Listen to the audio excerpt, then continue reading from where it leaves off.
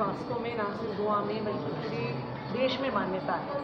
तो मैं अपने आप बहुत सौभाग्यशाली मानती हूँ कि सप्ताह के दौरान आके भगवान दामोदर का आशीर्वाद लेने का मौका मिला है और यही मनोकामना करते हैं कि जैसे भगवान दामोदर के आशीर्वाद से सुख समृद्धि हमेशा वास्तव में और गोवा में आई है, वैसे ही भगवान दामोदर का आशीर्वाद गोवा के लोगों पे बना है। हाँ मैडम, आपको अभी गोवा का प्रभारी बनाया तो कैसा लग रहा है?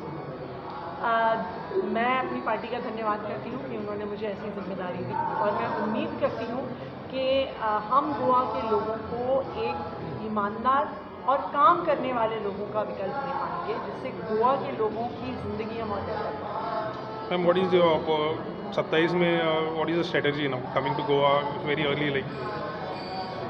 देखिए, स्ट्रैटेजी आम आदमी पार्टी की नहीं है।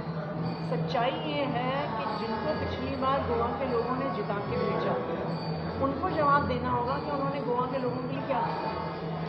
क्यों आज सरकार के खुद के ही मंत्री कह रहे हैं कि सरकार में भ्रष्टाचार हो रहा है। ये तो मुझे लगता है देश के इतिहास में पहली बार हुआ होगा कि किसी सरकार का मंत्री अपनी ही सरकार के बारे में बोल रहा है कि इस सरकार में बहुत भ्रष्टाचार है।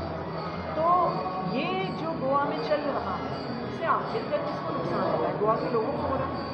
तो इसलिए मुझे लगता है कि इस बार गोवा के लोग आम आदमी पार्टी पे उन्होंने पहले भी हमें काफ़ी भरोसा दिखाया। हमारे एक छोटी सी नई पार्टी के से 2 विधायक जिता के भेजे।